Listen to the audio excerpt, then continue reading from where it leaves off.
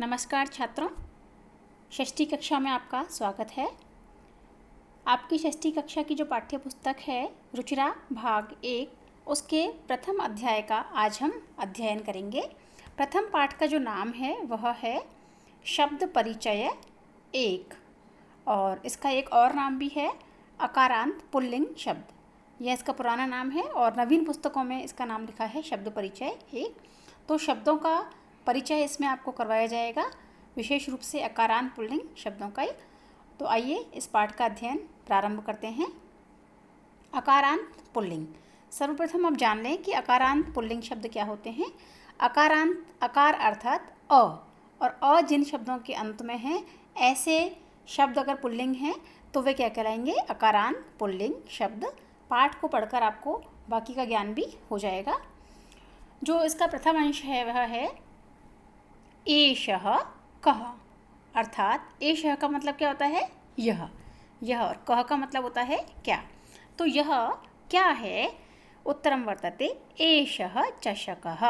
क्या लिखा गया है कि ये क्या है? एक चषक है। चषक का मतलब क्या होता है? गिलास। यह एक गिलास है। फिर किम एषः वृहत्, अर्थात क्या ये वृहत् यानी बड़ा है गिलास? तो क्या उत्तर है? ना, एषः लघु। ये गिलास बड़ा नहीं है, ये गिलास तो लघु अर्थात छोटा सा गिलास है। तो हमने ये पढ़ा कि यहाँ एषः का अर्थ होता है यह, और कः का मतलब होता है क्या, और लघु का मतलब होता है छोटा, वृहत् का मतलब होता है बड़ा, और चषक का अर्थ होता है गिलास। जो इसका अगला अंश है उसमें सः कः, यानी ये वह, सह का अर्थ होता है वह। यह और वह में क्या अंतर है कि जो वस्तु हमारे पास होती है उसे हम बोलते हैं यह, और जो हमसे दूर होती है उसके लिए हम प्रयोग करते हैं वह। तो सह कह यानी वह जो दूर है वो कौन है? उत्तर है सह शौचिकः। वो क्या है? एक शौचिक है, अर्थात ये कौन है? ये शौचिक है, दर्जी है। शौचिकः किम करोति, यानी शौचिक जो होता है दर्जी, वो क्या काम करता है? तो फिर अगला इसी के साथ प्रश्न है किम सह खेलति, क्या दर्जी का काम खेलना है? क्या दर्जी खेलता है? तो उत्तर क्या आता है? ना, सह वस्त्रम सीव्यति, नहीं, दर्जी खेलता नहीं है, वो तो वस्त्रम सीव्यति, ये जो कपड़े हैं इनको सिलता है दर्जी, खेलता नहीं है, दर्जी कपड़ों को सिलता है। ये हमने इस वाले भाग में पढ़ा कि कोई व्यक्ति यदि दूर हो तो उसके लिए आता है पुल्लिंग में सह। अगले अंश में जो द्विवचन है उसे हम पढ़ेंगे एतौ कौ, अर्थात ये दोनों जो हैं ये कौन हैं? एतौ शुनकौ स्तः, ये दोनों कुत्ते हैं। एतौ शुनकौ स्तः यानी ये दोनों कौन हैं? कुत्ते हैं।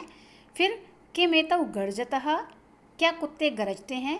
अब आपने भी सुना होगा ना कि शेर गरजते हैं, चीते गरजते हैं, कुत्ते थोड़ी गरजते हैं। तो उत्तर क्या है?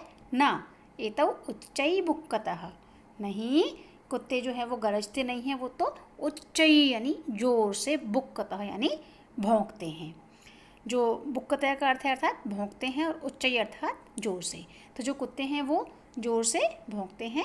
यहाँ हमने देखा एतौ का अर्थ है ये दोनों जो हमारे पास में हो। अगले भाग में हम पढ़ेंगे तौ। तौ का अर्थ होता है वे दोनों, यानी जो दूर हैं और दो हैं उन्हें हम बोलेंगे वे दोनों, पुल्लिंग शब्द। तौ कौ यानी वे दोनों कौन हैं? तो हम यहाँ देख रहे हैं ये दोनों कौन हैं? ये बैल हैं। तो उत्तर आता है तौ बलिवर्दौ स्तः, वे दोनों तो बैल हैं। फिर अगला प्रश्न किम तौ धावतः, क्या ये दोनों बैल दौड़ रहे हैं या दौड़ते हैं? तो उत्तर क्या है? न, यानी नहीं, तौ क्षेत्रम कर्षतः, तौ यानी वे दोनों, क्षेत्रम यानी खेत को, और कर्षतः का मतलब कर्षण कर रहे हैं या फिर उसको जोत रहे हैं, कृषि के कार्य में अपना सहयोग दे रहे हैं, खेत को जोत रहे हैं। तो जो बैल हैं इनके लिए आया है बलिवर्दौ, और धावते अर्थात दौड़ते हैं, कर्षते यानी खेत को जोतते हैं, क्षेत्रम अर्थात खेत। तो यह हमने पढ़ा द्विवचन पुल्लिंग का, जिसके लिए दूर यदि होते हैं तो आता है तौ यानी वे दोनों। अगले भाग में एते के, यहाँ हम पढ़ेंगे बहुवचन, यानी दो से जब कोई वस्तु या व्यक्ति ज़्यादा हो तो उसे हम बोलते हैं बहुवचन। तो यहाँ आप देख रहे हैं कि ये दो से ज़्यादा हैं, इसलिए ये बहुवचन में आएगा एते, यानी ये सब। एते के, ये सब क्या हैं? एते स्यूताः सन्ति। स्यूत का अर्थ होता है बैग या थैला, तो ये सब क्या हैं? ये थैले हैं या ये बैग हैं। फिर अगला प्रश्न, किम एते हरितवर्णाः, क्या ये सभी बैग जो आपको दिखाई दे रहे हैं ये हरे रंग के हैं? तो नहीं, यानी गलत बात है, ये हरे रंग के नहीं हैं। एते नीलवर्णाः सन्ति, नहीं ये हरे रंग के नहीं हैं, ये तो कैसे हैं? नीले रंग के हैं। तो इस प्रकार हमने देखा पास में स्थित दो से ज़्यादा यदि वस्तु हैं, पुल्लिंग है, तो उनके लिए क्या आएगा? एते, यानी ये सब। अब हम चलते हैं, अगर दो से ज़्यादा वस्तुएं हों और पुल्लिंग में हों और दूर हों तो क्या आएगा? ते। ते का मतलब होता है वे सब, यानी दो से अधिक पुल्लिंग शब्द जो होंगे वो कहलाएंगे ते। ते के, वे सब कौन हैं? ते वृद्धाः सन्ति, वे सब वृद्ध हैं, बूढ़े लोग हैं। किम ते गायन्ति, क्या वो गाते हुए दिखाई दे रहे हैं? क्या वो गा रहे हैं? नहीं। ते हसन्ति, नहीं ये जो वृद्ध लोग हैं ये गा नहीं रहे हैं, ये तो हसन्ति यानी हंस रहे हैं।